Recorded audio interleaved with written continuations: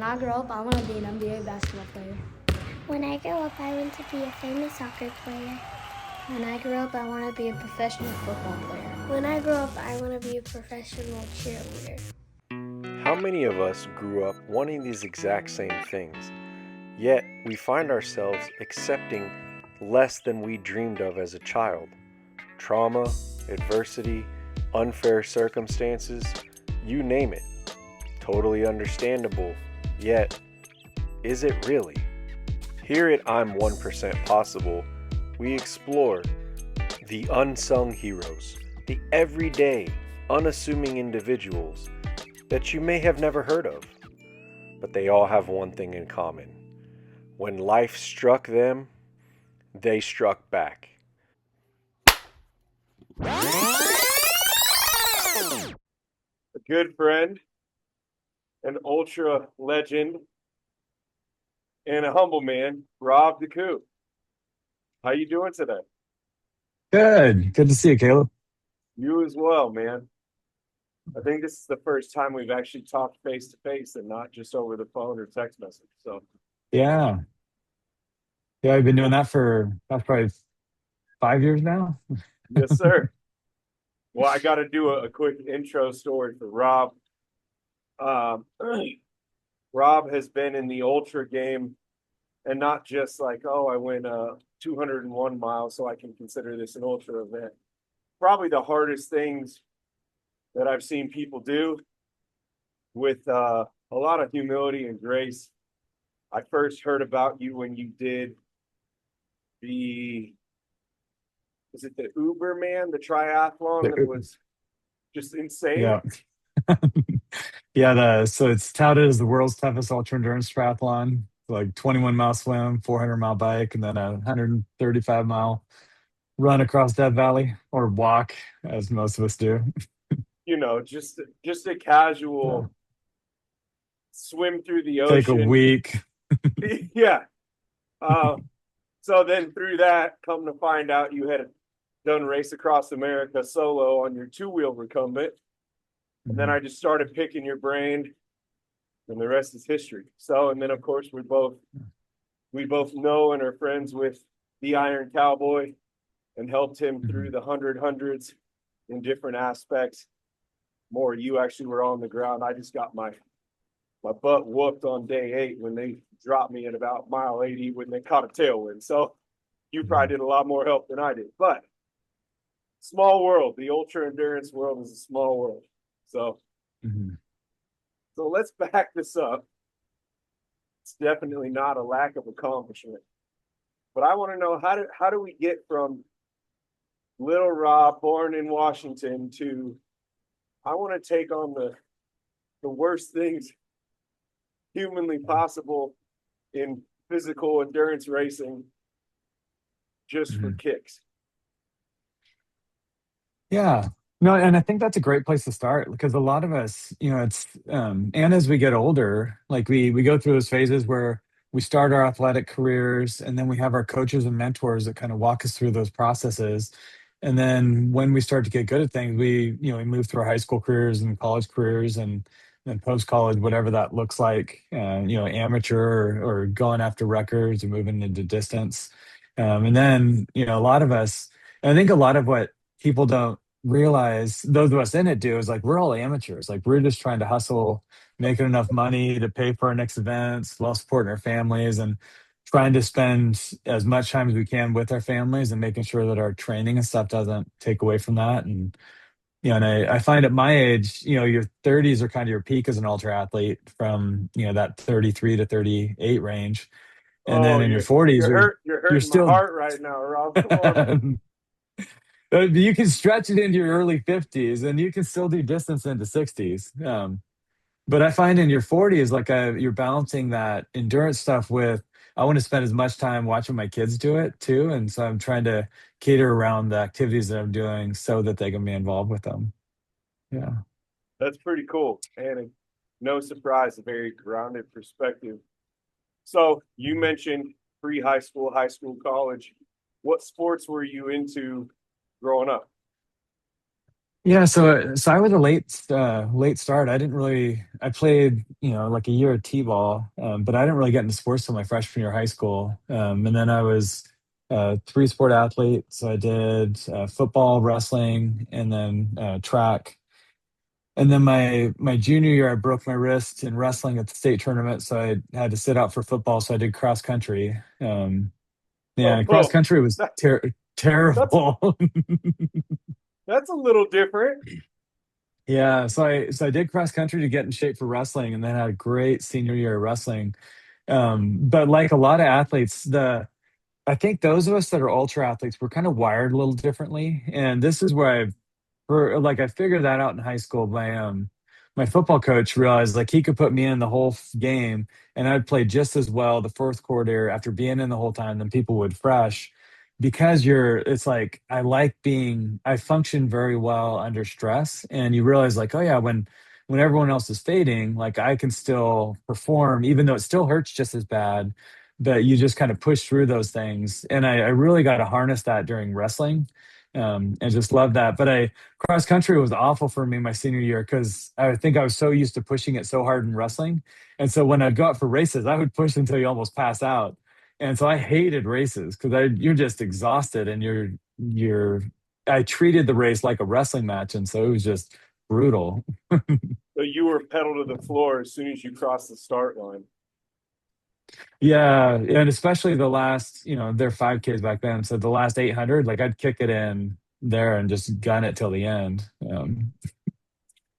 It's funny to hear a guy saying, "Yeah, I did a 130 or 140-mile Death Valley march," and complaining about a 5K. Yeah. Yeah. So were So no, you and then always oh, wired differently? I would agree.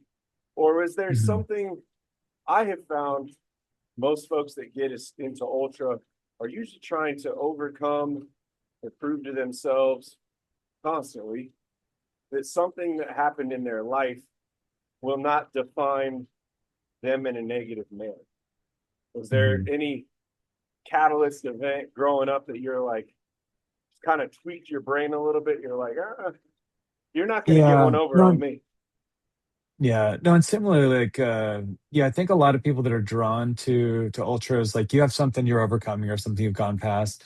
Mine, growing up, my parents split when I was about 6 years old, so that divorce, and then went through a lot of anger issues in Huh? grade school, and so I was just trying to find myself. And then had some really good mentors in middle school that got me on the right track academically, and then my coaches were a lot of my parent figures, and then I found my faith in high school. So like everything, I always tell people I'm not, I don't have an addictive personality. I have a fanatic personality. So whatever I do, I tend to overdo. So when I found my faith, like you overdo it and you're obnoxious and annoying to everybody. So it took a while to kind of come back to center on that. But the same thing I with can ultras relate. is, yeah. I can relate to all that. Yep. Is trying to figure out how to do the athletics in a way that's sustainable for long term. And thankfully, I had some older mentors that trained me early on. It's like, how to do proper running technique, proper cycling technique. And, and then after post college, I came back and really learned how to work the rest periods. And that was when I really started to do better was I cut my training volume almost in half, and all of a sudden my performance went up, my fatigue levels went down, Isn't it and so I funny how learned that when to push works? that edge. Yeah, I uh yeah, I struggle with the same thing. I think part of it's mentality and part of it is the athlete has to trust the coach enough to let go and listen. mhm, And that's really hard for the military folks. Um, Rest doesn't exist. mhm, And if you're resting, you're being a bitch or mhm. you shouldn't be taking time off to recover or whatever the case may be, because it's always just pedal to the floor Mhm. until something breaks. Yeah, And then we diagnose that and then get back to pedal to the floor. So yeah. Well, and I think, I saw that in wrestling where pretty much my whole wrestling career, you're slightly injured through the whole season and sometimes pretty injured. And you just make it through to the end of the year. And then you spend time recovering and fixing whatever you broke. And I found that when I went up to, I did one set netting season up in Alaska where I worked for the summer, and it was the first time in a career where it's like, you work when the fish are coming in, and no matter how you feel or what you're doing. And so wrestlers are really wired to do that. But I had some terrible tendonitis issues on my elbow from overuse because I just wasn't used to the work up there. And so it got Yes. so bad, like I couldn't sleep at night because it's just throbbing, but you still go out and you do it. And so by the time I came back from that, it was that realization of like, oh yeah, there's a lot of physical industries out there where people have to make the money. So they work through these injuries, even though they're making themselves worse. And me, I was like, I need to make sure the work that I'm doing and the physical activities I'm doing aren't breaking myself down into injuries, but I can recover from to come back to do another season or to do another event. But also realizing like some people don't have that luxury. Like there are certain times where you Right. have to work broken, but you just want to be very mindful and knowing what you're doing when you're in those moments. I would agree. And as an athlete, it's like we need to make sure we're training ourselves so we can come back the next season or the next race.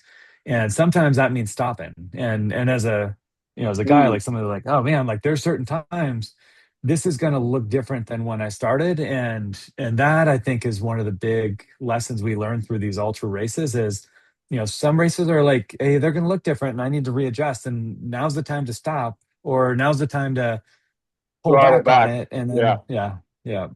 that's a hard pill to swallow. Um, I'm curious because obviously everybody always talks about the finish lines that you cross. Mhm. How many did you not cross before you finally crossed one? Yeah, my ultra career was a pretty rough start. Because uh, we talked about high school as three sports, and then in college, same thing. I did. Well, we didn't have football there. I did uh, track, cross country. So I did cross country, wrestling, and track. And then that's when I got into marathoning. So my cross country coach, Ron Tabb, was this world class marathoner. So I learned a ton about my running form and stuff from him. And then I did my first marathon, so that was successful. That was at like 21. And then I started training with these guys. Mark Bodemer, he was one of the early ultra athletes. He did like the Grand Slam before anyone knew what the Grand Slam was, which if you're Okay. not an ultra runner, you don't even know what the Grand Slam is. It's Go the ahead and Leadville explain it. 100. Yep. So it's the Leadville 100, the Vermont 100, the Wasatch 100. Gosh, I should know the last one. Is it So Western it started states? this. It's probably Western states, and then now a lot of people call the Grand Slam. There's six of them, but he was doing that. His goal was to be the first person to be 24 hours under all those races, um, and he missed it because he got a flu going into Leadville. I started training with him and his training partners, and those were the guys that got me into the ultras. And they always talked about the Leadville 100, so I ended up training for 3 years to do the Leadville 100. So it was post college, came home, basically devoted my life to it, and all this training, all this stuff. I didn't make hardly any money at the time. I was substitute teaching, living with my mom, and just basically scrimping as much as I could. Went off to this race and I DNF'd at the 50-mile mark because I missed the time cutoff. And I Oh, remember, so a lot of times when I'm talking, I'm like, how do you feel when you fail something that you just spent 3 years of your life and all your savings and all this stuff? And I had a pacer come in to pace me at like the 60, so he didn't even get to pace me. So you're like apologizing to people. And I was like, when they took that band off my wrist, I remember that flush of euphoria, feeling like, oh, thank God I don't have to go up that damn mountain again, because you're so physically beat. And then it was a couple hours later when all of a sudden the emotions of like, oh, wait, I didn't finish. Like, how do I tell people this? And the mhm. emotional wreck that kind of puts you in terms of your identity. And that was the first, like, that was the That part, hard the one. identity. How did you handle that? Yeah. I've DNF'd That plenty of races before I ever crossed one.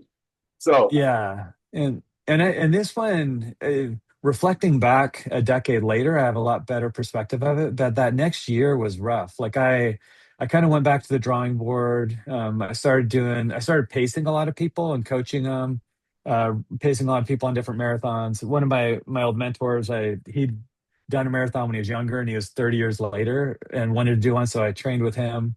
That's And cool. then, so it was kind of a bummer year. I didn't have any big goals, but just did a huge volume. And then the one of my friends got injured on a race I was supposed to do, so I had this 3 week window where I didn't have anything planned.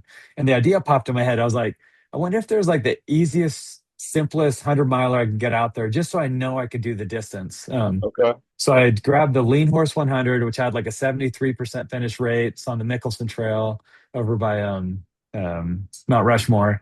So it has like 6,000 feet of elevation gain, super flat, room course.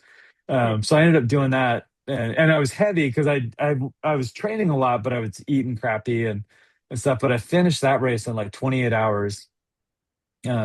And I remember coming back from that, and like within a week, I was like, I'm signing up for Leadville next year, and I'm doing it.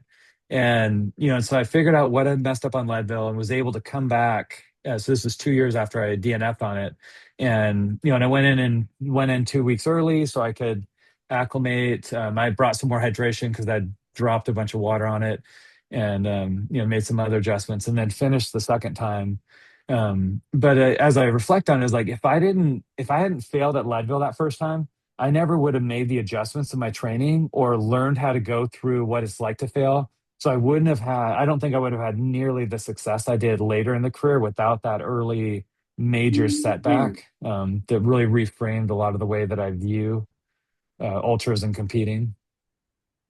It's funny that you say that because I've often reflected. So my first one was a Silver State 508 that Rob Panzera Mhm. was running at the time. And it was only because I didn't finish that I made all the connections of people who went, dude, you're as stubborn as they come, but you Mhm. have no idea what you're doing. Let me Yeah. help you. And No. kind of losing that ego and Mhm. going, okay, what what I thought had worked for me in the past is not the way to success. I need to change perspectives. And Mhm. my original crew chief and I laugh about this all the time. I was eating rice pilaf and Italian Mhm. sausage every 100 Yeah. miles. Now, it put a smile on my face, but Mhm. I can tell you, Infinite for me has been a game changer going away Yeah. from sitting down and having, a nice 2 course meal and Yeah. kicking my feet up and, just Yeah. chilling out. People are like, what are you doing? Mhm. And I'm like, I mean, this is the kind of stuff that we did in the military. If Yeah. you got a happy stomach or a full stomach, you can do a lot. Well, Mhm. yes, but not in constant motion where you're Yeah. battling digestion and performance. Yeah. Like, oh, okay, so that was the first one of the many hard lessons. Or I'm going to run caffeine the entire race Yeah. because that's a good idea, right? Mhm. So Yeah. Yeah. yeah, that's really wise for folks Yeah. I who have didn't is oh, for what's funny on folks the who have nutrition. gone. I didn't get my nutrition dialed in actually until Uberman. So after most of my ultra career stuff, and I didn't realize how much that food volume in your stomach made you feel like crap. And then I finally had, proper nutrition and eaten about a third of what I usually do. And I was like, oh, I feel so much better. And so, yeah, Hmm, the nutrition and the timing on stuff, you could do it without it, but the way you feel is night and day. I'm curious for folks who maybe have found quick success in Mhm. ultra or in marathons or in century rides or whatever the case may be. Would you almost encourage them to go find a DNF so they can learn some lessons? Um, Well, I mean, early on, I always called it like chasing monsters. So I loved going after things where if everything went right, I figured I had a 50-50 chance of finishing. And there was something so exciting about that. Or if they're not DNFing on it, like finding like, hey, I have these really aggressive time goals or something that's like, I need everything to go right and I need to solve some problems to make this happen. And and there's something about like being able to solve those problems that come up and being able to have like the world has to conspire in your favor for this to work. So if something goes wrong, like you're not going to do it. And if you're not pushing that edge like that, it's like that's the part that's exciting to me. It's not achieving these things, it's the uncertainty of them that I think is so fascinating. Completely agree. Sometimes I look back, obviously we finished Race Across America as a team this past summer. And I go, you Mhm. know how many things had to go right Yeah. for this to Yeah. actually work? Like everybody Yeah. comes in with a plan and you think you got it all figured out, which you have to. I wouldn't encourage you to just roll in with no idea what's going on and hope for the Mhm. best. But as soon as you cross the start line, usually the plan gets grenaded and then it's all Yeah. block and tackle. Yeah. So, Well, and and I hoping had you that got my enough first. blocks to tackle. Yeah. When I Oh, remember in college, I did my first, was it college or right after college? I did my first Race Across America qualifying race. So okay. Race Across Oregon, and I think it was 517 miles. We had like 48 hours to do it. And I had no idea about ultra cycling at all. It was after college because I'd already done a cross country trip, so I had the bikes. But I went out there and I had I think 3-person crew. I had one bike. I was Oh, eating whatever I eat. And I look back on that and I DNF'd 24 hours into it, was behind the mileage on it. My knee was aching, realized I wasn't going to make it. My friends like were literally the furthest place from the start as they could be. So it was like a 7-hour drive back. But I look back on that now and I was like, there was no way I could have finished that. And it was like, you're doing it on your grit and your stubbornness. But it was like, there was so much stuff about ultra cycling I didn't know. I didn't know about having backup crew, like having extra crew that could cycle through. So they were exhausted. I was exhausted. My nutrition was crappy. I didn't do the right mileage buildup. Like there were so many things I did wrong. backup Mechanically, bikes, yeah, I didn't have a spare backup bike, so I had a bunch of parts. mechanical issues. So we were losing time Right, there, spare parts, like so many, like the list is just massive. And I know that now, but at the time, I thought right. I had it. I was checking through the list. You got it all. That's exactly how my first race Yeah. went. I had two crew members, no backup anything besides tires and tubes, because it Mhm. was the only problem I had found in training. And Mhm. what did I learn? There's a lot more that can go wrong. So, oh, Yeah. that's too funny. So, how do you go through all that to decide I want to do Race Across America? Yeah. Yeah, Race Across America was kind of funny for me because I never actually planned on doing it. So the year before I got married, this is like 2013. Was it 2013? Yeah. I was getting a little out of shape and I was getting ready to get married. And then I was like, I should do something, big this year to get back in shape. So I was like, I'll do Race Across America again. Because they had a Race Across Oregon, because they had like a 32 hours to do 400 miles. And I was like, I think I could do that. So it was a little bit longer time than most of the other courses. So I rallied a crew together, my wife and a couple, my buddy Kyle and Jack from here. And we went and we ended up finishing it in like 31 hours. I'm always chasing time cutoffs. Like I'm slow as crap. Um, but we finished it. So I got my qualifier and I was like, all right, check that off, get rid of my bike. Like I'm not really super into cycling. And so then I Now, were get you married riding and it? Were you riding an upright at the time? no, riding a recumbent. So Yeah, no, you've been doing this whole thing on a two-wheeler recumbent the whole time. yeah. So I did. After that Alaska trip, I had some terrible tendonitis in my elbow that flares up on standard bikes if I go over about 100, miles. Okay. So I've tried doing distance on standard bikes and I could do Ironman distance, but any more than that, it just gets too much. I'm always kind of working on trying to fix that. But so I was doing a cross country trip with one of my old youth pastors. He had gone through a transition in life and just wanted to hit the road.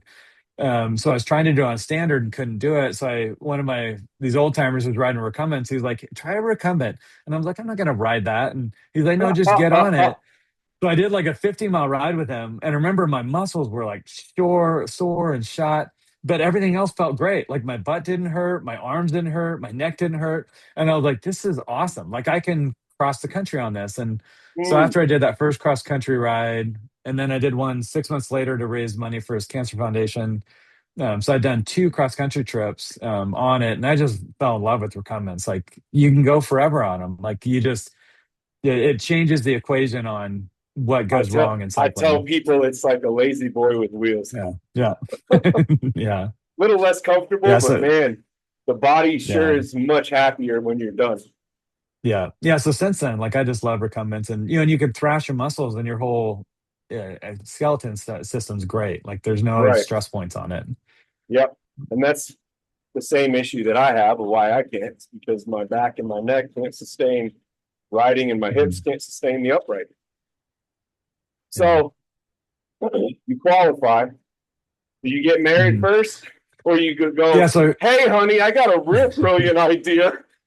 yeah, no, so I qualify, and then my wife got a job down in Los Angeles at Tom's Shoes, and I was trying to find a job, couldn't find anything. I was teaching at the time, and so me and my one of her best friends, husbands, was in the creative industry, so we started a creative studio. So if you can't get hired, start your own start your own Mhm. business. And then so I'm running through that, and she's doing her thing, and she's like, hey, we're sitting there one night. I can't remember exactly how the conversation went, but this is how I remember it. She was like, "So when are we going to do Race Across America?" And I was like, "What are you talking about?" She's like, "Well, you qualified. Like, when are you going to do this?" And I was like, "I'm not going to do that race. Like, that's for crazy people. Like, because I at this time, like I'd done ultras up to 48 hours, but I'd never gone past 2 days. And and I'd done the two cross country trips. So I knew what the grind of cycling was like. But then she was like, no, we should do this. And I was like, if we were doing this, like, this is probably like a year and a half, 2 years of training. We're going to have to raise probably 20, 30 grand just to cover the expenses. I need to figure Uh-huh. out how to do the crew right. And she was like, "We should do this." So I was like, if Wow. you're okay with me doing this, I would love to take the time. And and then I just reach out to different people. One of the ladies that was on that race across Oregon with me, Joan Deichman, she'd finished Race Across America twice, and she'd won. She was getting ready to do it a third time, and I wanted to spend some time around Joan because she's so much like me, where she's slow, steady, stubborn, and has all her systems dialed in.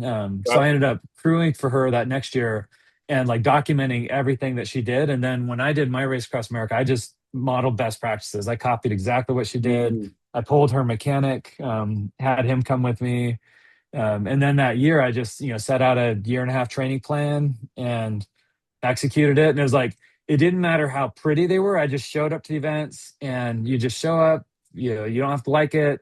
Doesn't have to be pretty. You just do it. And Well, and when we had talked um, before, I think you said you showed up to world championships pretty untrained, and that was the start of the grind. yeah, You was were just that? like, Yeah, that probably. Oh yeah, I'm gonna see what happens for 24 hours. Here goes nothing. yeah, yeah. I've done that twice at that race. So I did Oh, that tooling up for Ram, and then a couple years after that, when I was getting ready for Uberman, I got a new bike, and I'd done like three practice rides and showed up to Borrego, which the worst thing of it was my feet got so numb and swollen and achy just because I hadn't done the base mileage.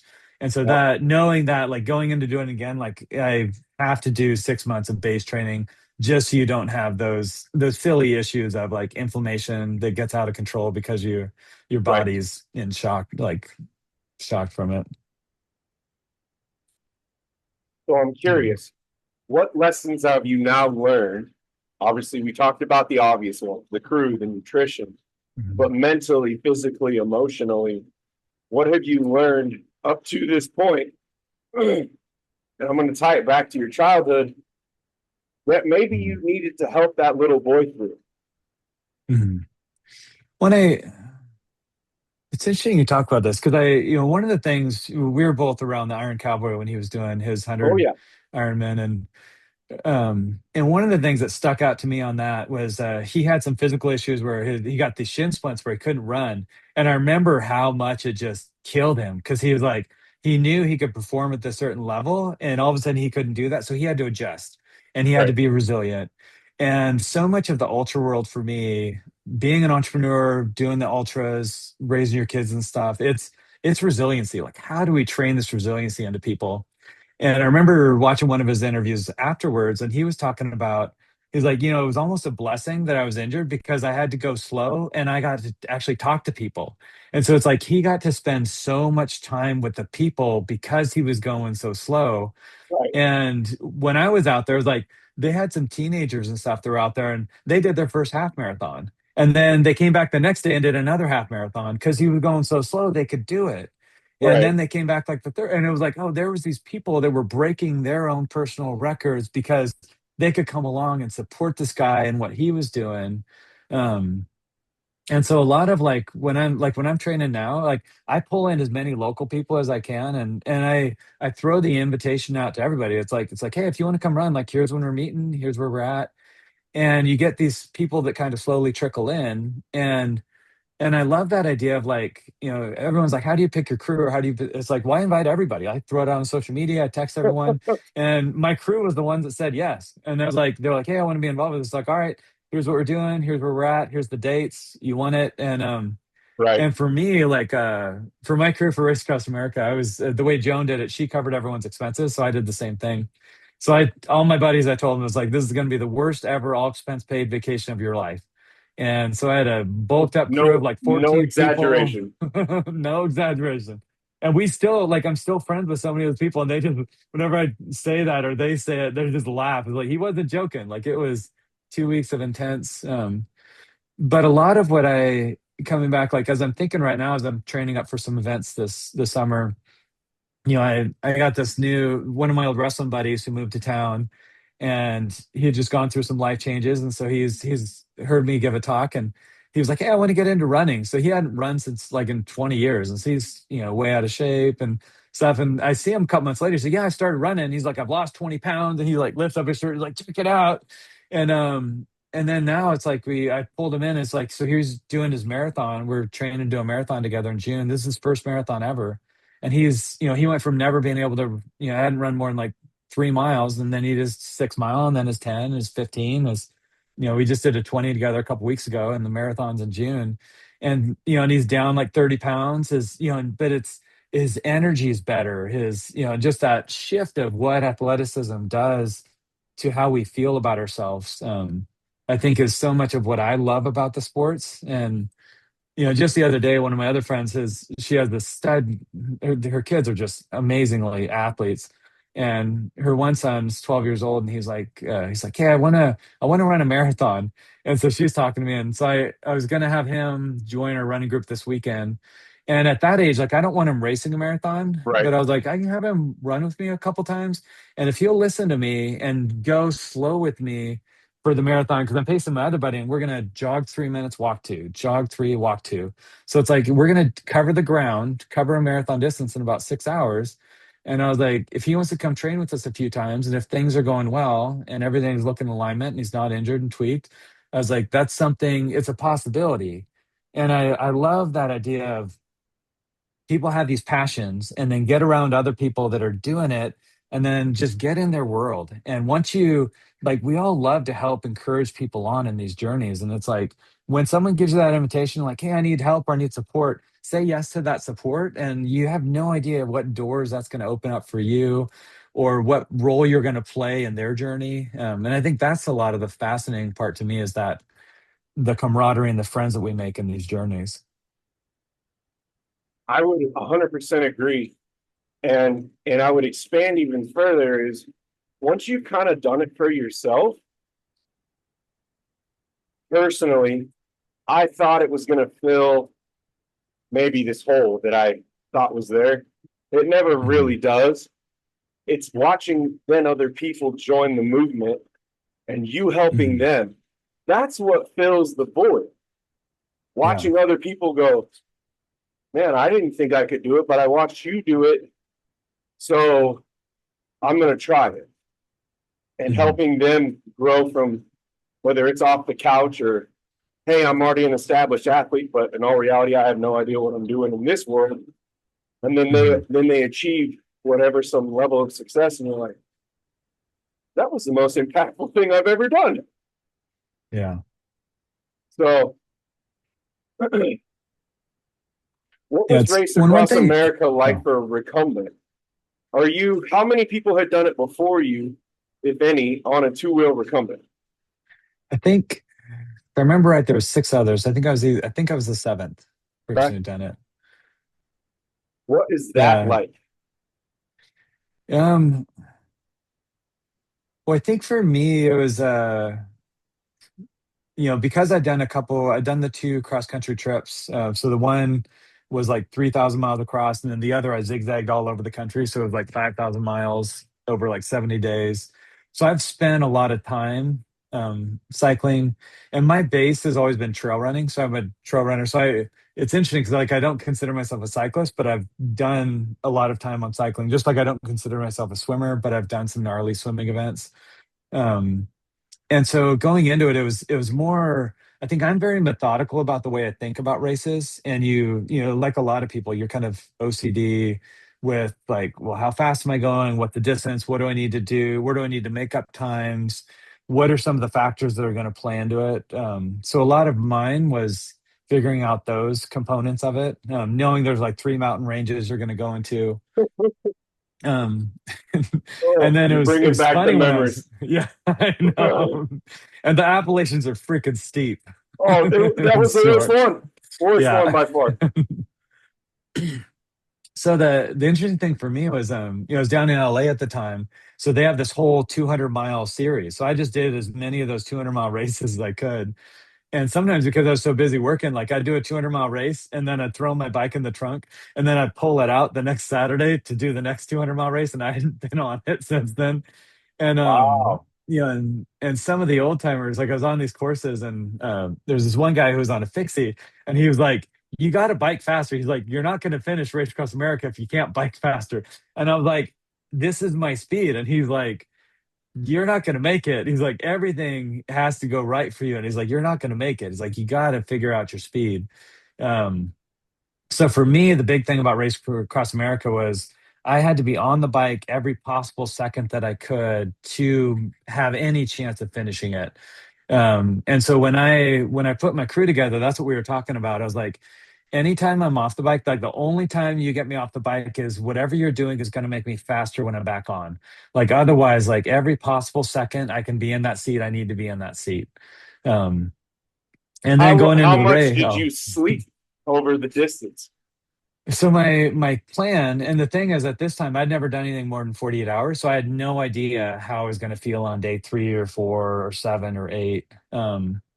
And so so I had planned on sleeping an average of 3 hours a night because I was like, that's what people probably need. And so going into it, that's what my plan was, which would have been about 36 hours. I ended up sleeping less than 20 hours. So I probably slept like 18, 19 hours over the whole 12 days. It was just, so my going into it, I had a 14-person crew. I had a nurse because I was worried about getting pulmonary edema that first 4 days because for Very those of you who common. don't know about it, what happens is you start in the ocean where it's nice and moist, and then you go into the desert, super hot, dry, you get all the dust in your lungs, and then you go into the next Rocky mountain range, Mountains. the Rocky Mountains, and all of Oh, a sudden it's moist again, and then your lungs are just, so you got this phlegm and nasty stuff. yeah, even Christoph Um, Strasser had that issue and yeah, had to pull from the race. So doesn't yeah, matter who you are, anybody is susceptible. yeah. So I had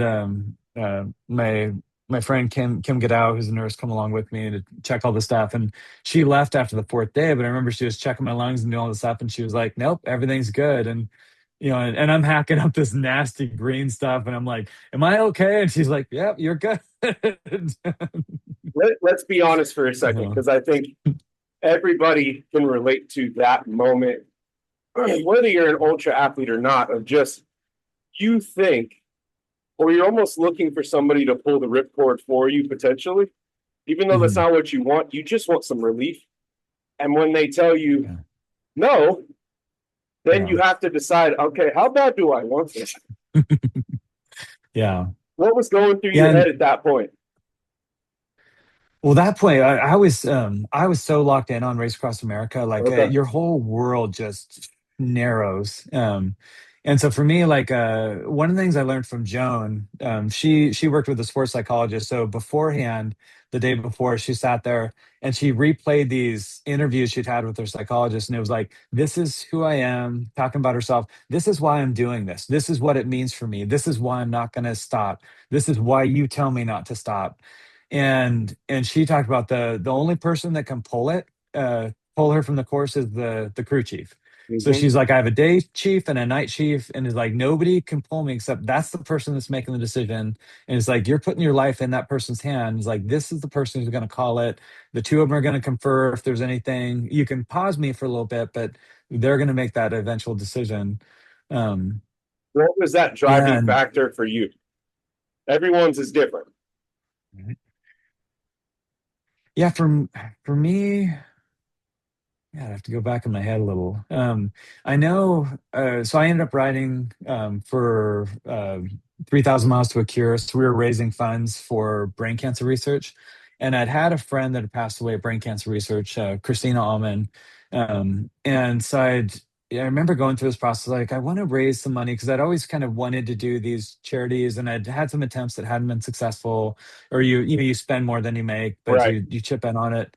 So this one, teaming up with 3,000 miles to a cure, and then having I went and asked Christina's mom, Jody Almond, if I could share her daughter's message on this, and she was like, absolutely, and she was like, I want to be there. Mm. And so she ended up coming along and doing the blog writing and sharing about this. And she does life coaching, and so I she got to walk me through a lot of those things, You put me and in having contact with her, her. didn't you? You Yeah, put yeah, me in contact with her. yeah. Yep.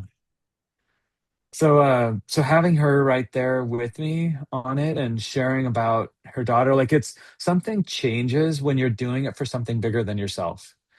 And for me, like that race kind of like just locked in how much that means to me to be able to serve a bigger purpose and to help other people in their journeys. Like, I was like, oh, this is why this has way more meaning to me than any accolades or stuff that I could do personally.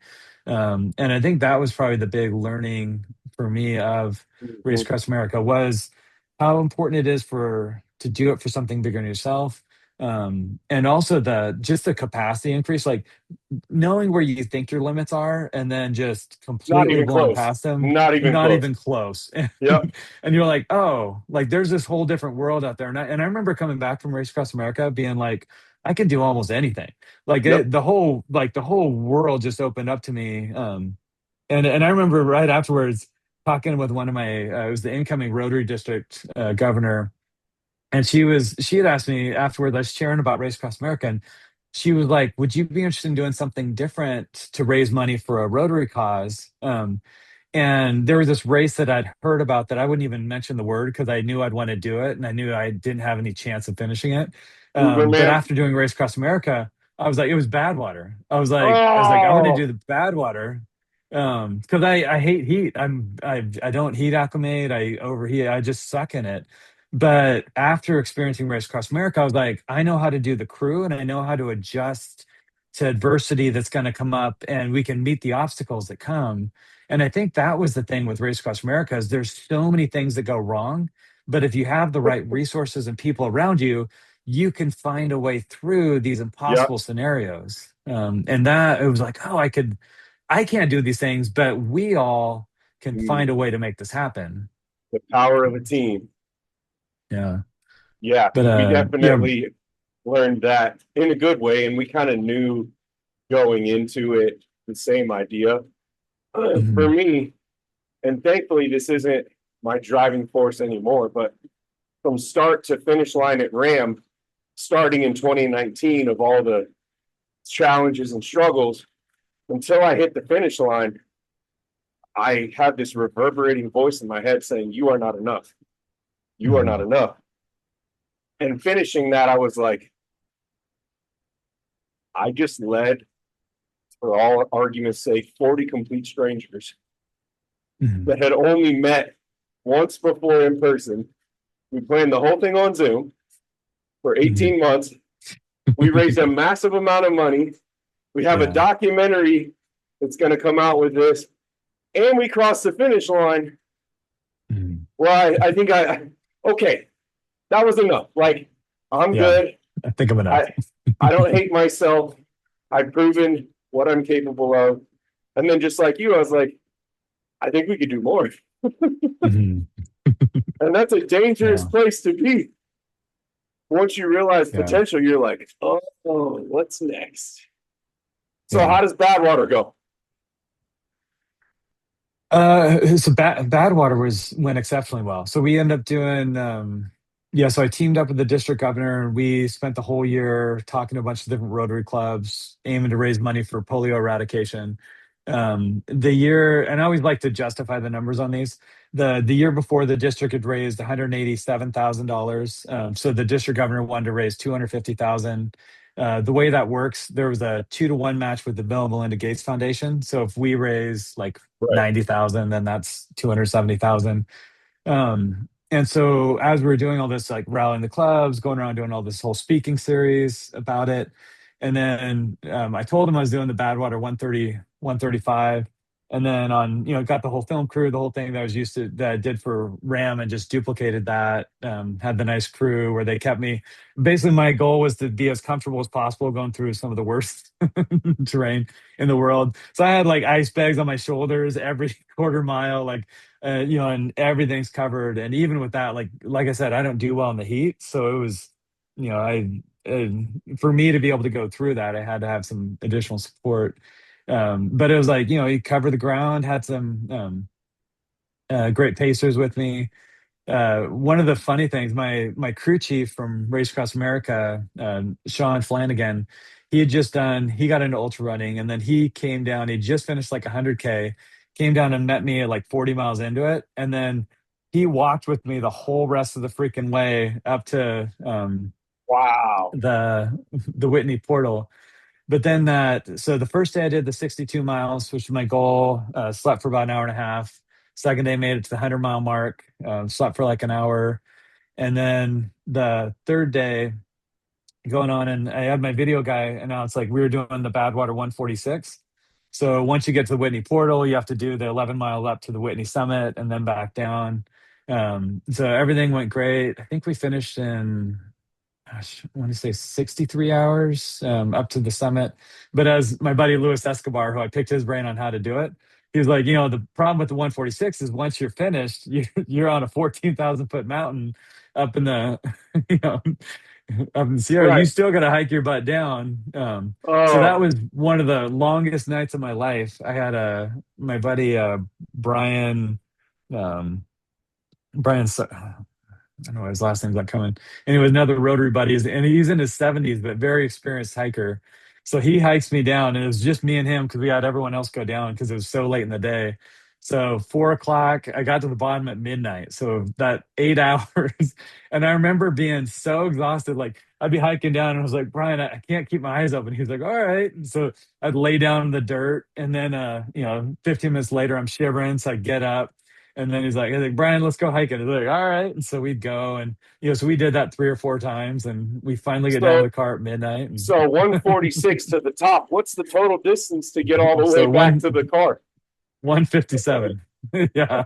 Oh, Yeah. And my feet are like double the size. I lost 7 toenails. Like you're beat. Like, yeah, it's wow.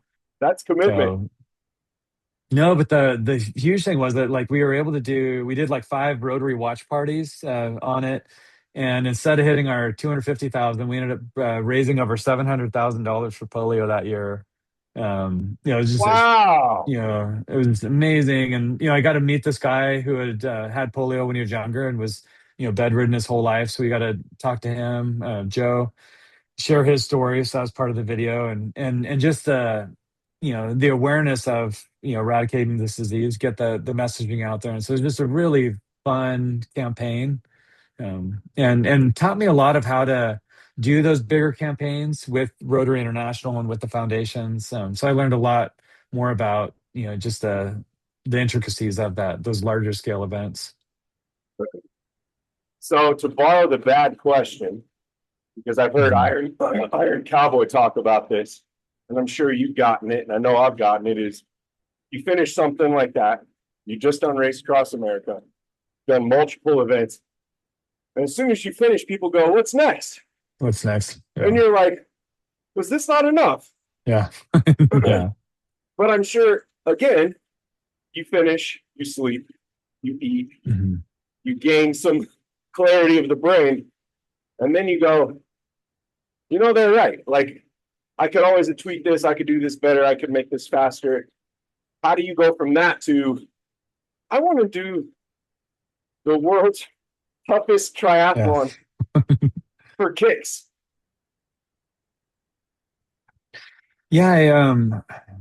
So it was after Badwater. Um, I was talking to Cosette Vergari, who was the district governor at the time that we did the big fundraiser for, and one of her big passion areas was fighting human trafficking. And so and when we were talking about doing the fundraiser for polio, she was like, we could either raise money for polio or for human trafficking. She's like, my passion area is actually this. She spent her whole law career fighting it, but she ended up doing the polio because it was the last year they were doing the match. But Yeah. then that next year after we finished that, she was like, would you be interested in doing another one for fighting human trafficking? And so I was like, I'm like, absolutely, but let's figure out what that looks like. And so what was that? Yeah, and so then we're kind of looking at that. So the next year, well, I was thinking about like what events make sense, and so I was looking at like a DECA Ironman or like a 5 Ironman or a 3 Ironman, just kind of looking at that. So I Yeah. reached out to a bunch of the race directors, and unfortunately, they don't allow recumbents on those courses. So I'm Right. like, oh, I can't. So I, petitioned to get We exceptions, and we don't exist in nobody those would give me an worlds. exception. Yep. Yeah, and then and I sent the literature over. Like they're the same components. Like they tend to be harder on a lot of courses. Like we don't have an advantage. But I got blocked on that, and so I was like, okay, if and this is being resilient. Like if they won't let me in now, I can keep pushing that. But what's another alternative? Yep. And so I was like, oh, there's these open courses. And so I started, searching around for some different videos, and I don't know how I got my mind stuck on the ultra triathlon. I'd done a couple Ironman over the years, and the swimming terrified me. I hated swimming. Like every time I got out of the swim, I get on the bike and like I remember the first one, 20 miles into the bike, I got that flush of euphoria and that thought of like, thank God I'm not in the water anymore. Oh um, man. So you decide you but want to go swim with sharks. yeah. so, I so hate I saw swimming. this Let me make guy. this Yeah, worse. let me make it worse. Well, and so I was trying to do the Ironman stuff, but they wouldn't let me on the courses. So it's like, oh, they can do these open things. So I found this guy who'd done a course in Europe area. Um, and then came across some video of Uberman because I was looking at like, oh, I'd done the world's toughest bicycling race and done the world's toughest running course with Badwater. I Right. was like, what's known as the world's toughest swim? And nothing really kind of popped up. There's English channels and different stuff. So I was like, so about 20 miles, and then Uberman popped up in the Channel Islands. The Catalina to San Pedro is 21 miles. So I was like, oh, it's equivalent to English Right. Channel or something else. So I was like, that feels like about the world's toughest. Yeah, and so then I talked to Cosette and I was like, well, if I'm going to do this, I need to build up my capacity for swimming because I haven't swam. I've swam 2 Ironman, so I've swam Right. like 2.4 miles twice, and then I've swam 1.2 miles once. And before that, like I'm not a swimmer, and I'm chasing the time cutoffs. So I was looking at different swim courses around the world, and then I realized, there was these two Canadian swimmers who were swimming from Canada to Port Angeles, where I grew up that year. Okay. So Jill, Yonita, and I don't know why our other friend's not top of mind, but anyways, I reached out. I was like, I could swim from my hometown over to Canada as a training swim. So I spent a year training for that, and then went and How met with far is that? them. It's 18.3 miles. Very cold water. It's Washington to Canada. Um, Wow. Okay. yeah. So I went over, picked their brain, figured out how to do it, figured out how the crew setting up the plan. And again, I ended up getting in the water, swam for over 17 hours. I got within 670 feet of the shoreline, but I kept getting kicked around for the last 5 hours with the tide. So we'd made it most of the way by 12 hours, but then I had no idea about tides, and because I swim so slow, I can't make forward progress. So you're swimming for Mm. hours, not making any progress. And so finally, And at this is 11 o'clock, I Uberman, just correct? no. This is the from Okay, This is from Port Angeles we to Canada. So this is we train haven't before even got Uberman. there yet. I Okay, haven't even because got there.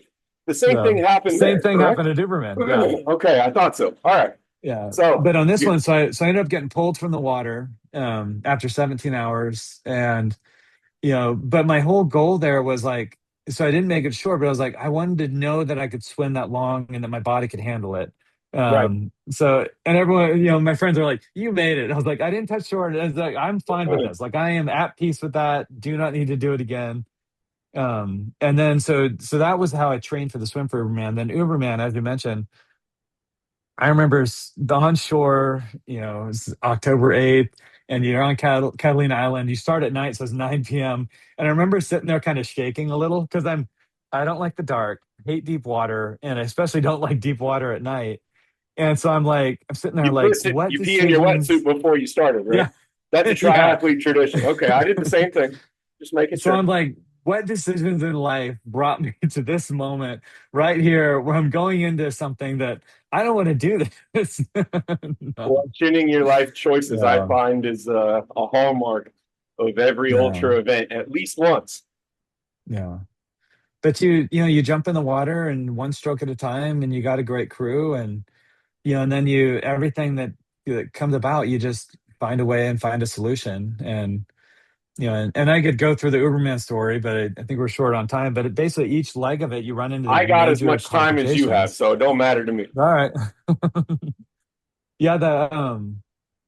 Yeah, so each leg has these major obstacles that come up. So the swim, I have some shoulder injuries from wrestling. So with the strokes, like my shoulder gets achy. And swimming through the night, we had there was like a storm coming in, which made these weird swells. So we didn't have to deal with the weather, but the swells were awkward. So I had to like reach a little higher than usual. So my, Mm. 6 hours into it, my shoulder's just throbbing. And I And, and for the folks who don't understand what this is like, you have a boat basically with you, kind of as a Mhm. safety, kind of as a guide, right? Yeah. Like a Yeah. little paddle boat or something. So we had a big boat and then we had kayaks. We had kayaks that would alternate. Is that something And it that was, you have to source, or does the race source that? you have to source it. Yeah. Yeah. So Yeah. you So have this to one, find people who have the not just the equipment, but then the know-how of how to handle things in the ocean. yep. Yep. Good luck. Yeah. Yeah. So this and what model best practices. So I reached out to other people who had done Uberman, figured out which boats they'd hired one of those guys. And the boat captain was awesome. But the funny thing, you talk about the financing, like we're all amateurs, so we have to figure out how to do this. So at the time I was, and I still run this creative studio, Lux Virtual. And so one of my main clients, Vecta, which does, they basically help with microgrids and finding sources of energy to help Okay. minimize, kind of maximize the way that you're using your energy and efficiency. But their CEO, Gareth Evans, we've been doing a bunch of different campaigns, some video work, some teamwork. So I was talking, and he's a triathlete, now an ultra athlete. But I talked him into doing this whole campaign for Uberman, sharing the idea of energy efficiency and in correlation with Vecta.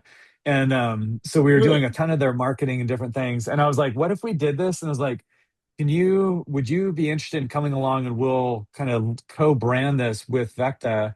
And I want to do this promotional video on this. And he's like, yeah, I'm interested. So basically we did this whole video promotion and series and marketing campaign through them.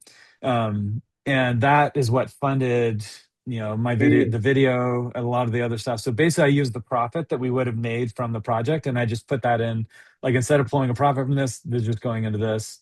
And this is what we're going to do with that. And so I'm always eternally grateful to Gareth because I didn't have the resources to do this without that. And I know it benefited his company too, but it was like he had to Right. sign off on it. So it made it happen. But I remember being out there. He was on the boat with me, so he Okay. was one of the kayakers. So he had kayaked for 3 hours, and then my other buddy, who was a former Navy SEAL, would kayak for 3 hours. One of my Rotarian buddies, and then Gareth would get in there and kayak for 3 hours. And I remember when the Navy SEAL, like I respected both of these guys, but I could only take so much ibuprofen. So whenever I'd take a break every 3 hours, and grab some food, and then I'd pop a bunch of ibuprofen. So when Gareth was there, I was like on the ball, and then with this other guy was there, I was like, a little lackadaisical, just trying to survive. So take And us through then where your head's at when you end up in the same situation you ended up swimming to Canada. yeah, so the swim on Uberman was brutal because we hit the currents, and then my speed slowed down, and then so we started at 9 p.m. Noon the next day. We're only about halfway across the channel, so Yeah. we've only covered 9-10 miles at this point. And so then we get to closer to nightfall. So I'd been in the water like 19 hours, and at about 16 hours I hit this cross current. So we were 4 miles away from the coastline, hit this cross current. So over 3 hours, I don't make any, like I go forward less than a mile in those 3 hours. And, and so I'm just, and all of a sudden, like I'm having some issues breathing a little. So my throat's getting a little swelled up because of the salt water. Right. And so I'm trying to figure out, like, I'm not going to stop, but I don't want to have an issue in the water, and I'm not making any progress. So we ended up deciding to call it. So 19 hours in, pulled me from the water 4 miles off the coast. And, and then for me, like, once you get in that raised mindset, like I'm going until I'm done. But I was Right. like, let's go to shore, get a good night's sleep. We'll start the bike in the morning. It makes no sense to start it right now. Like I'm completely Right. exhausted. So I started the bike the next morning, which is where I met the Iron Cowboy. They were doing So a three-person they were doing the team. relay and they set the record. Yeah, so that's where they set the record. So I got to meet him, chatted with him a little bit, headed out on the bike. And it was interesting because when I started on the bike, by that night my shoulders just throbbing, um, and stuff. So I went through the first night, slept, and the second day the shoulders feeling a little bit better, my throat's getting a little bit healed, and the idea popped in my head. I was like, I bet you if I reached out to the race director, he'd let me finish the swim once I'm done with the bike and the run. And I was like, I got Right. like 5 days. Like it Right. takes a long time to cover that. Um, so then the second day on the bike, I ended up getting in a crash, middle You of the fell second day asleep, because I was right? so sleep deprived. I fell Yep. asleep. Yeah. And I remember so it's, following this very yeah. closely. Yeah, so it's like, 1 or 2 in the afternoon. I was like, oh, I'm getting a little groggy, I'm getting a little sleepy, talking to people, and next thing I know, I'm just on the ground, and I'm like, oh crap. And Were then you on the derailleur side or the other side? it was my right ankle on the derailleur side. So Oh yeah, no. so I banged up. So my bike was fine, but I banged up the right side of my ankle, so it was all swollen. Um, and so that was like 2 in the afternoon. Ended up getting to Badwater Basin at like 2:30 in the morning that night to finish the bike. So I remember that night, going back to the hotel, and I called Jody Alman, who I do life coaching with, and I'm like, I don't know if I can walk. Like I'm getting Right. ready for 135 miles. I don't know if I'm The going to be able to hardest walk in the morning. the And hardest running yeah, course known to yeah. man. I'm gonna walk it. Maybe. Yeah. And so I, go to bed that night and get up in the morning and get everything. I was like, I'm going to the start, and I'll start and we'll see how things go. And I start walking, and I'm like, oh, I can walk. Like it hit on the side. So going forward is fine. And so as soon as I knew I could go at all, like I was like, oh, I got this. Yeah. And so you um, start moving, and then you get through the first day of and it's October, so you get through the first day of the run, and even in October at Furnace Creek, the sign's 105 degrees. Like Right. it's not cool in Death Valley. No. It's called Death And Valley for a reason. yeah, and one of the So cool you things, so but Adam Scully Powers, who has the record for Uberman the year before, I came out and crewed him on the kayak because his one of his kayakers had a shoulder injury, so he needed some extra support. So we became friends. So he flew out to help me break his record, and because the swim didn't go so well, like that wasn't an option. But he was still out there, caught me at the end of the bike and then on the run. So having him out there support me was awesome. Um, and I remember because I had the video crew there, I reached out to my video. I had my video guy do an interview and like basically reach out to the race director asking like, "Hey, this is my plan. I don't want to, I don't want 99% of this course. I want to finish it. Will you let me go and drop off at the exact location I pulled out, finish Right. the course, 100% of my own strength?" And that's that whole thing, like resilience. Oftentimes it doesn't have to look like what it's supposed to or how you think it is the first time. There's always different ways and different routes. And oftentimes life's like that. And so I remember getting the results on the phone, and so my wife brought it over to us, and I had Adam read it, and I love it because he's just in tears. He's like, yes, Rob, absolutely. Yeah, like finish the run, go back, we'll drop you off, and we'll meet you. We'll have the hammer, which is the reward at the end. And it was just such a powerful moment, and I love that so many of the moments I have in these races are captured on video and through that. So it's, because it's fun to recount them in your own head, but it's also fun to look back at the footage on it and the people around. What did that So, feel like? I would imagine, would you say this was harder than Race Across America? I know it's kind of a different type of hard, but um, overall, if you got to rank them, if I got to rank them, because for me, because I'm so slow and I'm chasing the time cutoff, Ram was harder. But if I was chasing a similar time cutoff in Uberman, it probably been way worse. And the chance of finishing Uberman for most people is much less. And for most ultra athletes, it's because of the swim. Like that swim's just, it's brutal. And if you're not a swimmer, if you're a swimmer, it's hard enough. But if you're not a swimmer, there's just it reminds me of like going that first time I tried to qualify for Race Across America. And it's like, you just right? don't know what you don't know. Or the first time I went out to Leadville, like there's just so many things out of your control that you don't know how to Right. resolve. And, For and folks then, looking to get into any ultra, what would be your recommendation? I have something in mind, but I'm curious what your thoughts are. You've done a lot more than me. I've only um, done bike stuff.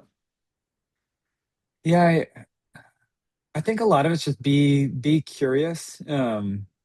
Like that I think part of what gets me coming back to the ultras and stuff is I love the curiosity of like, what can I do on this day? And then the big thing I've learned is like I shifted from competing to enjoying the journey. And once I go to enjoying the journey and the process of it, I tend to actually perform better. So it's like, oh, I perform better, I'm happier, and my injury rates are lower, because I'm more enjoying the process, and I'm paying attention to who's around me on it and who I can bring into the story. So for me, it's more about like how can I utilize this to build community and to have impact for the things that I care about. And that's like, oh, this is worth it to me. And then for those like looking into getting into ultras, it's the advice I give, and the thing that works so well for me is like look for people who have been doing it. Like I always look for the guys in their 50s, 60s, and 70s who've been doing it for 30 years and are still enjoying it and are healthy. And then start talking to them and pick up on the things, he or she are saying on like how to get through these. And I mean the one in my life that sticks out the most, her name's Gay Hunter. She's a retired, used to be a curator for the national park. And she has saved my butt so many times and so many ultras. And a couple years ago, I got a buddy who wanted to do this, his first 50 miler, and he had no business being out there. And I was like, I'm not going out there without Gay, because I know that whatever problems come up, she'll be able to solve them. And it's funny because she was like 71 years old. So it's like, oh, you're gonna pull out the 71-year-old woman to save your butt. And I was like, absolutely. And so just recognizing like find these mentors that have these skill sets and the resilience and they're not injured. I don't care how old they are, I don't care what they look like, but find those people and then listen to them, take it to heart, and model best practices. And do these races in a way that is going to make you a better person and not break you down and not make you this aggressive, like competitive jerk. Like we're doing this because we want to have fun and we want to better ourselves and better our communities. I couldn't agree more. And I would take it. My last thing is go crew for somebody, Yeah. because once you can see the course or you see how they handle the problems, the struggles, etc. And you go, man, this is Yeah. invaluable. I can only learn so much from YouTube University or a phone call. Mhm. Getting on the ground, I, suffering with them, putting yourself in an uncomfortable situation as a crew member. I think it's harder to crew than it is to be the yeah. racer. I got I got a couple stories, real quick ones on Yeah. that, which on that point of like go crew for someone. Early on in the career, I'd moved. It was before I was married. Moved down to Santa Barbara. I was training, working at a training studio down there, and I ran into my buddy Chris Clemens. And we'd heard about Born to Run and this mythical figure Luis Escobar. And at the time, like I idolized this guy. Like, oh my gosh, Luis Escobar took this crew down to the Copper Canyons. Like, I just amazing figure in my life. And Chris was like, he lives right around here. He's like 2 hours away in Los Olivos. And I was like, oh, how could we get around him or get to know him? And so we're talking about this, as we're running. And then one of the times we run, and he's like, yeah, I met Lewis. He's awesome. He's like invited me back up, and we're doing this and that together. And I was like, how in the hell did you get to know him? He's like, oh, I just went and volunteered. He was like, you had a race. I sat at the tent and I'm volunteering the next, at this other thing. And then we're doing this. And so then, of course, I go up and volunteer, and then I meet Lewis and then get involved in his events. And now, like, Lewis is one of my, like, a great friend of me. And but taking that, like seeing what Chris did, and it opened up this thing in my life. And that's what I've done in all these other things. Like, how did I learn about Race Across America? I was like, well, I went up and I crewed for Joan Deichman, and spent those 8 days with her, and she paid for the whole damn trip for me. Or then, Right. how did I learn about Badwater? It was like, well, I looked at Lewis. I knew Lewis and his buddy Mauricio did Badwater almost every year. So I figured out a race that they were signed up for. And I went and I ran the race, and I paced them the first 25 miles so I could pick their brain on Badwater. And then I dropped out and I went home because I texted, I was like, hey, can I come out and like ask you a bunch of questions? He said, oh, I'm really busy. And I was like, can I come out to a race? And he's like, oh, yeah, I'll go run with you if I'm doing something there. And so Right. find those places to get in front of people and support them and help them. And yeah, crewing and stuff is just awesome. And then a great entry point. Yes. And you will quickly realize, again, I fully believe every single human being, maybe not in this exact moment, we're all capable of the same stuff. Mhm. Doesn't matter what it is. It's a choice. You may have a longer buildup to get to the event, but at the end of the day, show up to crew, you're going to Mhm. probably push yourself well outside of your comfort zone just by staying awake for maybe 24 hours. Yeah. Or, hey, I'm watching this person suffer, and how can I make this less or more tolerable for them and less suffering, but still Yeah. get them to the Well, desired end state? one final thing, and this probably isn't the audience that usually watches this, but for those people that are in their 50s, 60s, and 70s, when I trained for this clinic, I was conditioning specialist down in Santa Barbara for a year. Most of our clients were in that age range. And in 6 months, like, you'll have these people that haven't worked out in 20, 30 years. They can double their strength in 6 months. And, and you can crew and you can support these things. And I'll bring it back to a personal story. My mom last year went through this health crisis where she was down in the hospital for a couple weeks. We didn't even know if she was going to live. Like, it was pretty scary. And and she had some mobility issues. She doesn't hardly move, moved as little as possible, Right. which caused her to put on weight. So she had that situation, and then it pretty much scared the health into her. And so all of a sudden Mm, after that, she started walking, she started swimming. It's been almost a year now, and she's down 50 pounds. She's walking 8 to 10,000 steps a day. I was driving home wow. yesterday. I see her walking down the street, and I'm like, the difference in my mom from now to a year ago, like, I can bring her places. Before she couldn't walk more than a block or two. And now it's like I can take my mom walking a mile, and and it's like her whole life just opened up. And and she's been around me my whole life, and all of a sudden some incident had to happen that clicked in her, which moved her into action. So Yep. that's the thing I'm fascinated by, like, what causes people to make that shift. But I know what happens when they make the shift. If I could figure out how to get them to shift, Mm. that's like, there's magic there. But I know Force once the they force do the pain care, point. and once they decide, like, I know the the life that can open up for people once you decide to tackle these unbelievable obstacles or challenges or races or feats. Like there's huge blessing on the other side of it. And yeah, I like to say you got to become sick and tired of being sick and mhm, tired, yeah, yeah, and that can mean whatever in whatever mhm, facet of life. Because I find ultra is just the way we live our lives, business, mhm, parenting, sports, finance. Like this is the mhm, lifestyle in every aspect. And if I'm mhm. doing good here, those things are doing good. And if I'm not Yeah, doing good yeah. here, those things are failing because this is what's controlling everything Mhm. or not. When yeah, when I had a lesson, life lesson that pops to mind for me. So the thing about resilience is fun to stay and it's fun to say we have it. It sucks to live out. And in the moment, like to learn to be resilient, it's like feel like, oh, that's so great, you're resilient. And so for me, like right now, one of my big projects is I'm working on my doctorate degree. And so last 4 years been working on this thing. Last summer, went through all the course material, everything's great, had my concept class. I failed the concept class. And so me, 8 week class, about 3 weeks into it, I realized I'm not doing good. So I like reach out to all my resources, hire a grad coach, hire a bunch, like meet with all the people with doctorates I know, do everything I can. I clear my schedule. And out of the class, there's 13 of us. I thought only one passed, maybe one or two of us passed the class. And so afterwards, I'm kind of debriefing. I was like, what does this mean? How can I do this? And so I reach out to some of the teachers I got along with, the program coordinator. And, after the call with him, it was just like, well, this is what you need to do next time. And you can take the class as much as you want. And I was like, oh, this isn't a me problem. This is a structural problem with this program at this point. So once I got to there, I was like, I need to switch programs. So I scour the internet and look for like 30 different schools, pin down three that made sense, put in my applications. One was really aggressive about getting me in. They're like, hey, you can start next week. And I'm like, I'm not ready for that.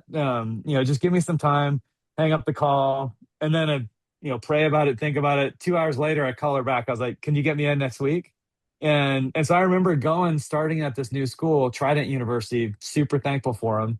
And I remember that first like 4 weeks of class, I'm still emotionally a wreck because I just failed. Like I just Right. 3 years, And I we spent so much money and time, we but don't it's do like well it's with not. Yeah, failure. yeah, and it's like, and when you fail, it's like it doesn't mean I'm done. It means I need to shift directions. And so I've It's been in my it's new program. I it's wins and just finished. Yeah, lessons or wins and losses. The choice yeah, is yours. yeah. But I just finished my concept class like a week ago. So I had to do two other transition classes and then I just passed. And so I'm like, that was Hey, where I that's failed awesome. before. So that was just that was my Leadville. Like I just did it Right. again. But I know what it's like to not make it. And I know what it's like to find a way. And oftentimes it looks very different than when you start. But those are those lessons we take into business and we take into Right. school. And it's what makes us resilient. And it's like, oh, that's such a wonderful story. I was like, do you know what it feels like when you just failed? Like, I was a freaking mess. I, Yeah. I use this phrase with my coach, and then I coach my son and his teammates in basketball, football, and my kids in whatever Mhm. sport they decide to do. And I always say everybody wants to be elite until it's time Yeah. to do elite shit. Yeah. Same thing with this. Everybody wants to be resilient Yeah. until it's Yeah. time to be resilient.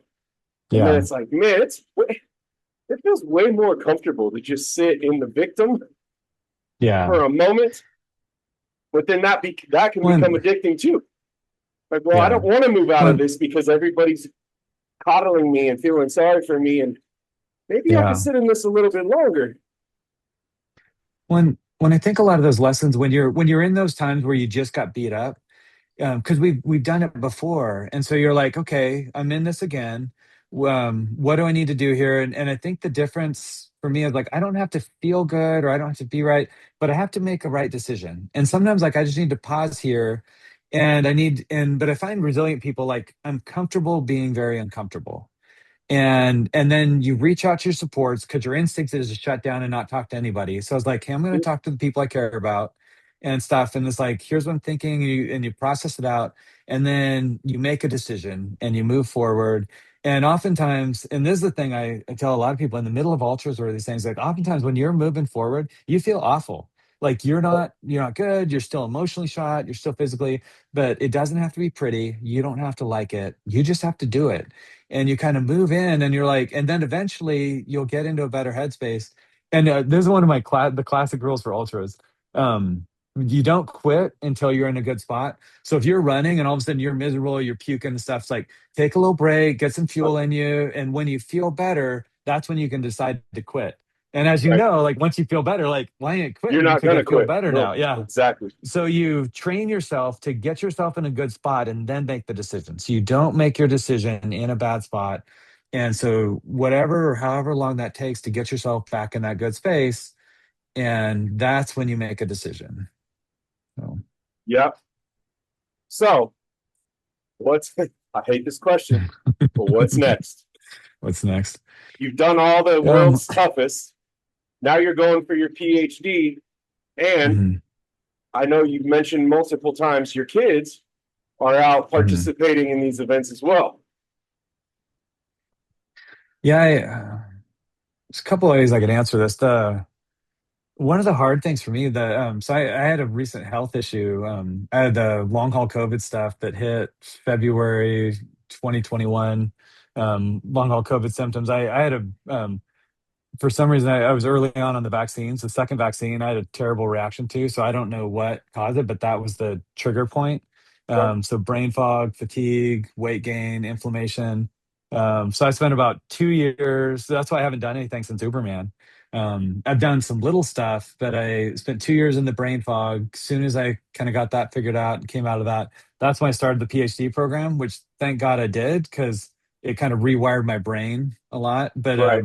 anyone I met during those year and a half, I don't know their names well, so I have to like Mm, relearn people's names from that time. And then got most of the inflammation down, dropped part of the weight. Last year was building up my mileage again, so I spent the year building up my mileage. This year is building up my speed, so I'm doing a bunch of speed training. This summer, the big thing for this year is I'm hiking up Mount Olympus. It's a local mountain. It's 18 miles to the ascent, then 11 miles to the top. So it's basically a 3-day hike. Doing that with my wife wow. and a bunch of friends. So that's my big thing this year. But then I did a 24-hour race last year. So that was my endurance buildup. I spent the whole year building up to it. Covered 81 miles on it, so it was awesome. Not where I used to be, but I'm getting there, and this year getting the speed back. So yeah, I don't know. I don't have anything yet, but I definitely have the once I get my speed back, and now that I feel 100%. But it was a 5-year journey of healing, and then now I'm like I don't have that yet, and it's kind of a fun place to be, but I'm also kind of looking at what Right. that might be. Got to Yeah, scratch the itch again. yeah, I want to go got suffer. it. Yeah. So I mean, get done with my degree, and but then next year, like I'm sure as soon as I'm done with that, I was like, oh, I got a couple years. Like if there was something I could train for 2 years, what would that be? And I'm starting to ask that question, and I don't have an answer yet. But yeah, if you catch me in about 9 months, I might have an answer. Okay. And what are your It'll definitely kids? be something. What are your kids Yeah. participating in? Because I know there's been many conversations we've had, and you're saying, "Hey, my son ran this far with me, and we're doing this." And Yeah, what's interesting with my son. So we started running like I mean obviously from a young age, but I took him down to the Copper Canyons with me with Lewis in a group when he was 5, and we did a half marathon together. So he ran like 8 of it, and I had him on my shoulders for like 5. And then 2 years ago, we did a 50K out at the Born to Run 4-day festival. So I took him out there, made it as comfortable as possible. So got an RV, and then we just did a 10-mile loop once a day. And then we did 1 mile on the last day because he's like, Dad, a 50K is 31. We only did 30. So I went and ran out with him the last mile. Um, but then he wow, wanted a break from running. So we didn't run for a year. And then this year he's been running because now he can beat my wife. So he loves racing my wife. So in a month, he's got a 10K out at Avenue of the Giants in California. So he wants to beat his mom. and he's how But old? he's 9 now. But the Wow. funny thing is that running has set him up for success for all the other sports he's been doing. So he's soccer, baseball, basketball, and football. So he just loves them, and it's like, and he has such a good endurance base for it. So he's taken the time off from running, except for beating his mom. So now I'm just loving watching him just enjoy those sports, and you know,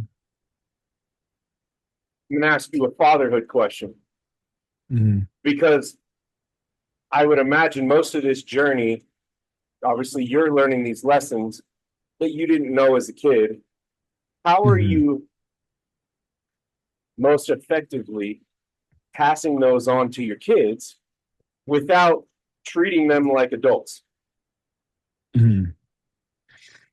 Yeah, and I go a little back and forth on this, but I'm pretty hands off with his coaching and stuff, and I focus a lot on like the lessons I've learned, and it's hard because you learn these in your adult life, where it's like, it's that time with the teammates and those activities around the team, and it's like, don't worry so much about the score, but go out and perform your best, and it's focusing on, like, how'd you do against yourself, like, are you improving? So focusing a lot more on, like, are you improving? How's your relationship with your team? Are you pass, like in basketball, you pass the ball a lot, Right. and those support roles.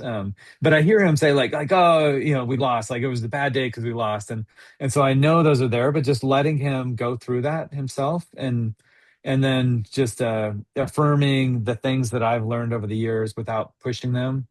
Um, and part of the hard thing, like the thing that kills me right now about doing my doctorate, is it pulls so much of my time away from, it's like, oh, I could be coaching some of those things and be a little more engaged, but I can't because I need to have this bandwidth over here.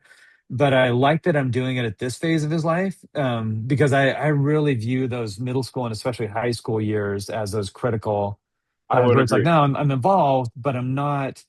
I can be more involved. Like I can continue to increase my involvement as the years go on. And so that's my plan, is to increase my involvement, training him and his friends and supporting them through that stuff.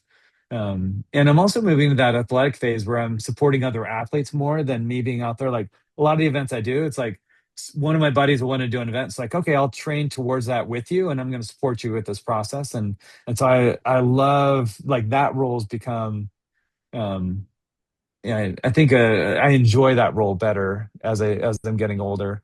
I But I think still it's want to more go after my own fulfilling. stuff here and there. Yeah, Yeah, but it is more fulfilling once you've accomplished things. People are almost looking up to you as a mentor, and you're like, here, let's not learn the hard lessons that I had to learn. yeah, I'll hand you yeah, the keys to the kingdom, but you still got to do the work to get to the finish yeah. line. Yeah, and I can get them a little further along in the process. Like, the next person's like, "Oh, it's your first race qualifier for Race Across America." I can get you through that lesson, and then you'll find another lesson down the road that Right. will be that for you. And All right, Rob. I finish every yeah, interview with these two separate questions. Who would you recommend that I interview? One person, two persons, uh, and why? And then my second question is this: you've done a lot, you've got a lot of it documented, which I think is a real treasure.